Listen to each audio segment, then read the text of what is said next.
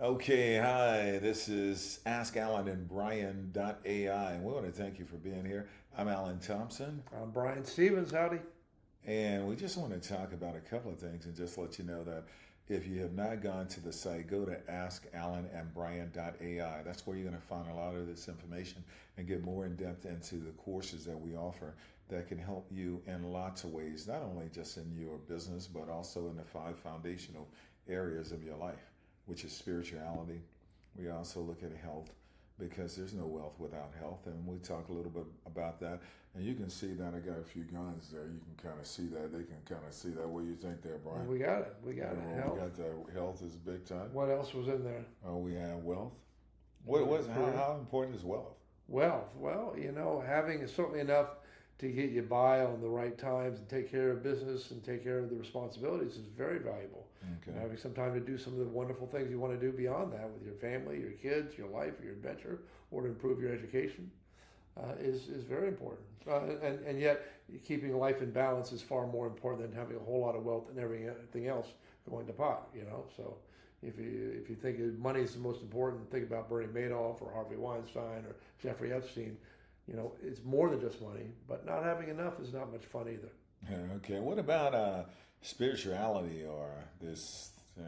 How important is that? Well, I mean, I think we both are deeply committed to our faith, and I know not everybody is, but somehow people find this deep sense of what drives them deep inside their spirit and who they are and where we're going. You even are sort of aware you have that one part of you in the morning that says, I'm going to live like this, and then the other part of you that doesn't live like that, like restart that next morning, like, all right, I'm not going to eat the ice cream, and I'm not going to yell at the kids, and I won't get mad in traffic.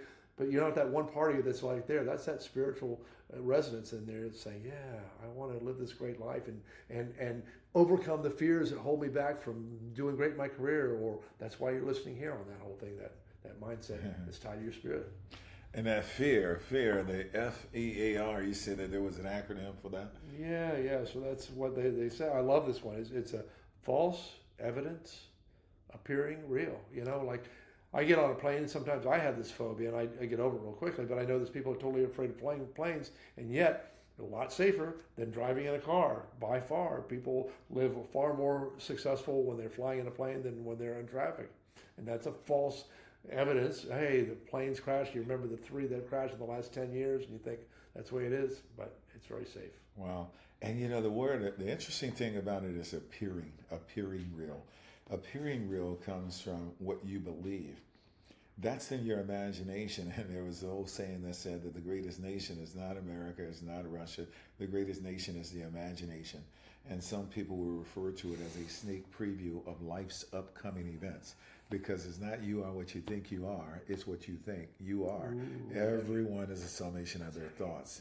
Yeah, that was kind of heavy. It takes a load out of that, and all of that stuff you can find in these books and these courses that we will talk to you about. Now, so you want to understand also about what you believe is true to you.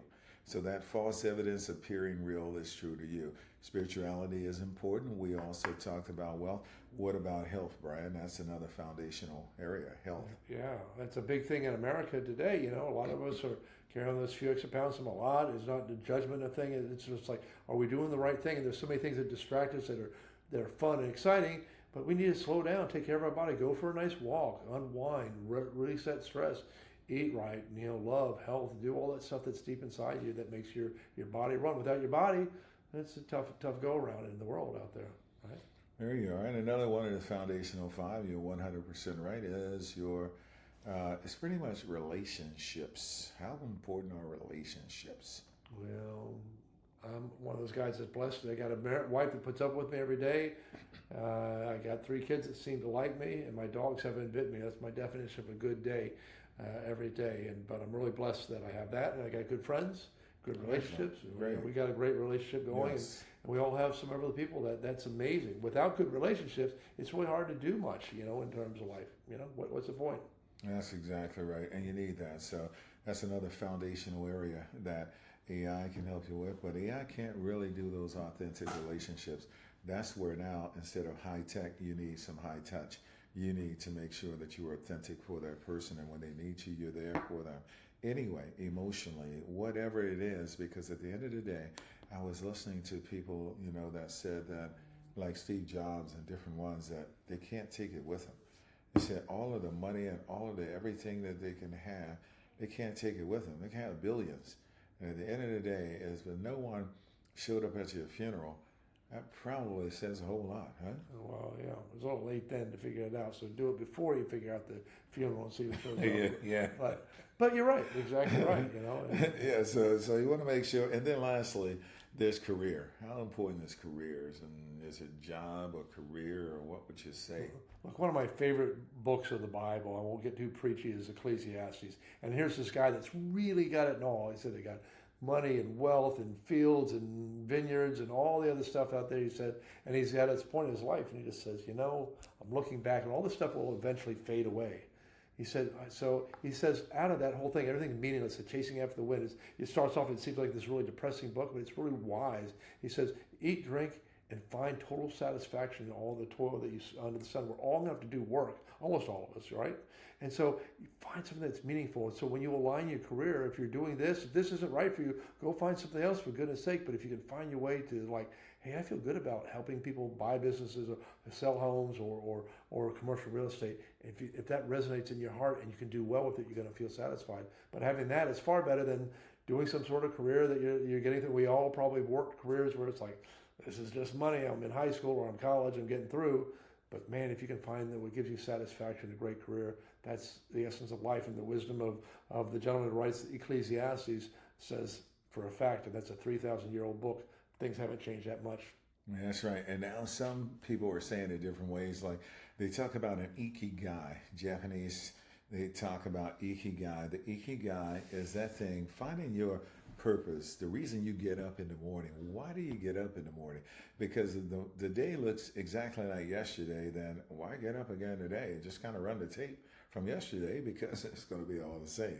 So you want to make sure that you find that thing that you love. The thing that you love and you're so passionate about that you'll do it for free, but you do it so well that people need it and they'll pay you for it. It's the thing you love, it's the thing the world needs, and it's the thing that they will compensate you for. Then that becomes not only your career, but it becomes your purpose. It becomes your ikigai. Your ikigai is something that you want to really live for, because at the end of the day, when you're leaving your legacies and you're leaving your legend, you want to sit back, and if you were actually being able to go back and you were to say something to your present self, but speaking as your future self, which we talk a lot about that in the Try, Track, and Modify, that you can go in and get the course. If you get the Competitive Edge Kit, you'll get the Try, Track, and Modify, the Fundamentals of Communication, and the Residential Bundle, which is a Competitive Edge Kit. It will help you to do residential, commercial, business brokerage, and pretty much everything that you're needing to do out of that, you can get done. Residential, commercial, business brokerage, presentation skills, and things of that nature. So now when you look at that, you'll have a lot of the things that you really, really need to get out of this. So go there, get the courses, and learn everything that you need to learn. And you'll thank us later, because ultimately it's how you lead this world. And let me ask you this, Brian. I talked about future self and current self. Let's say, for instance, that we can roll this tape forward in our imagination. Remember that imagination is the greatest nation. It's a sneak preview of life upcoming events. Right. If you were sitting there and you were able to talk to yourself now, what would you tell yourself to do to get to the future self that you see in the future? If you could see that future self at 97 years of age, laying on his bed, sitting there and telling Josh and Skylar and Haley and Belle and everyone, you're just kind of saying, I want to talk to you all about the life I've had. You've made it great and what have you. What would you say? Who is that person there? And what would that person say to the person now at your age today to do in order to get you there? So they can hear, well done, that good and faithful servant you may have. I want to tell my personal now to be prepared for the 97? Yeah. So one of those Back to the Future things? Yeah, let's do Back to the Future thing. Can you? Future. Yeah, let's do that, huh? Yeah. So, and by the way, 97, I don't want to be laying in bed. I want to be hiking up in the mountain with the kids. Okay, hiking. Okay, still hiking. I'll just okay, you're a little sleepy, so maybe you'll lay down in bed. I'm resting up for the big hike. Yeah, there you go. The wisdom, just, it's a great thing actually to go back and imagine yourself as this very, very old person towards the much later years of your life, and think what wisdom. And sometimes that helps I use that to help make some complicated decisions. Like one time the economy was so tough, I was having a hard time running my own business, 2008. And I thought to myself, years from now, what will I be glad I did? Did I give up and go get a job, which I could have done?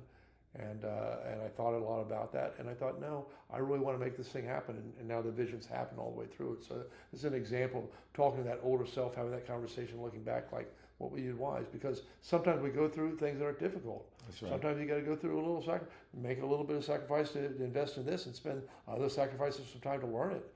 Sure. But it feeds you the future out there. So for my future self, I want to be in shape, be walking, hiking, and moving, loving and staying connected to my kids. I see people who break their relationship with their children or their spouses, and that happens, right? But I had lunch with today with a wonderful guy. He went through a tough divorce 10 years ago, and he said, I talk to Jay every single day. We're great friends. They still are close. And I said, it's beautiful. He said, yeah, we just went through that time, but we didn't give up on our friendship out there. And that was so beautiful. I thought that's good. Like, that's cool, man. So I know how to have that relationship. All these things we talked about, spiritual, health, all those factors are part of what's going to drive a much, much later future view of what I see in the world. And I imagine you're going to have something like that for you too. And for you? I say, well, I mean, you're 100% right. I mean, when you look back and you know what's very important, it's those things that you can't buy. It's the things that money cannot buy. You can sit back and look at, well, if I had a lot more money, I would be more happy. Well, if you're happier, you may have more money. But the bottom line is that all of that money and no place to go. It's kind of like the old scripture that says, hey, what is it profit a man to pretty much gain the whole world and lose his soul? At the end of the day, money is just like, it only can buy the things that money can buy. It can only give you those things. And that's such a false sense of you being super excited about whatever, because at that time when you're in your future, wherever that future self is, I think what I would be saying, I don't think I know what I'll say to myself now, is do this in order to, when you're sitting around wherever, at 97, you're camping, you're climbing rocks, you're whatever, you're going to Mount Everest, you're going up on Mount Everest, and we're doing that, and your kids are with you, and the grandkids and everything. Then you're sitting there saying, wow, I'm glad that I can do this because this matters. This matters more than all of the money that I could have had and spent and things of that nature. So find that thing. Find that internal thing, that thing that is in you that gets you up in the morning and keeps you going throughout the day. So no matter how hard life gets and what have you, you have good friends, you have good family, you have good churches, or something that makes you feel like it's worth it. And you keep going, and you keep going. And that's the thing that maybe that person says is don't quit. Get the education that you need. Get the information that you need. You can get a lot of that, especially with you here listening this long, you're seeking something. And there's a good chance that we got what you're seeking, at least some of it. We're not like, oh, we got everything, whatever. But we got a lot. Because after being in this industry for as long as we have, maybe over 43 years, Brian's well over 20 some odd years as well, and really more than that, that's just in the industry, but he was in the industry before he came into the actual license industry, so he's got about the same thing. So guys, you got about 80 some odd years of wisdom, not only in this, but in life. Go to AskAlanAndBrian.ai and get the courses. Get the competitive edge kit so that you get the try, track, and modify mindset mastery. We talk about how you set your goals from the inside out. I'm gonna ask you this, Brian, and then we're gonna kind of wrap this one up. But what about the Wizard of Oz? Tell me what you know about the Wizard of Oz. Wizard of Oz, boy, yeah. That's one of my favorite movies. A favorite movie playing at the Sphere in Las Vegas, by the way. If you ever get out to the Sphere, amazing story. But it's obviously a tale. We all know the tale. But there was the three characters, as well as Dorothy, that are all searching for something, and it's deep in their hearts. And towards the end, they really discover they've had all these things all along. They're there. And Dorothy even has a way to get back home. She just had to have her mindset shifted enough that she could actually accept what it even takes for her to transfer back to her home out there. Tin Man, and heart, strong man with knowledge, lion who was courageous, you know, but they had to discover that they had that and what that means to them. What do you get out of it too? You're a wise guy on that movie. No, I love it. And you and I were talking about it one morning. We were eating breakfast and what have you, and I was thinking about it. I said, every single person had the thing that they were seeking. So that thing that you're seeking is already inside of you. And as you approach it, it approaches you. So the real key that you've got to understand is now when you look at each one of those, the scarecrow was wanting a brain. But all the time through the movie, it was the one that was doing the planning. Why don't we go here? Strategically, we can ask. The witch will be over here. The flying monkeys will be over here. And he was always doing the things that required a brain to do. He just didn't have a piece of paper that said that he went to college or he actually could do it. The Tin Man wanted a heart. But all throughout it, anything that happened, he was crying and rusting himself. And that crying was coming from his heart. That was an internal thing. So he had the heart that he was seeking. And then you had the cowardly lion that wanted courage. But there was nothing cowardly about him. Anytime anything happened, hey, put him up. I can beat you with one hand. He was going in to put him up. He was the one that wanted to fight and was courageous enough to stand before and act as if he was that person that he sought after. He already had it in him. And then lastly, you had Dorothy. She wanted to go home. I guess maybe Toto wanted some kibbles and bits. I don't know that. They didn't get into that part of the movie, but they did. Dorothy wanted to go home. What got her home was what she received when she got to Oz, and that was the shoes and the mindset to just say, there's no place like home. There's no place like home.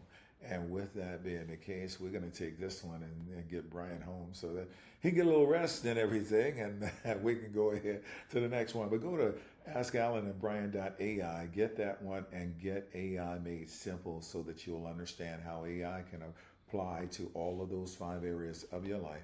And we want to thank you for listening to us. And give us a comment. Leave us some feedback. We love you. We want to see you succeed in this thing called life that we all share in. See you guys. Bye-bye now.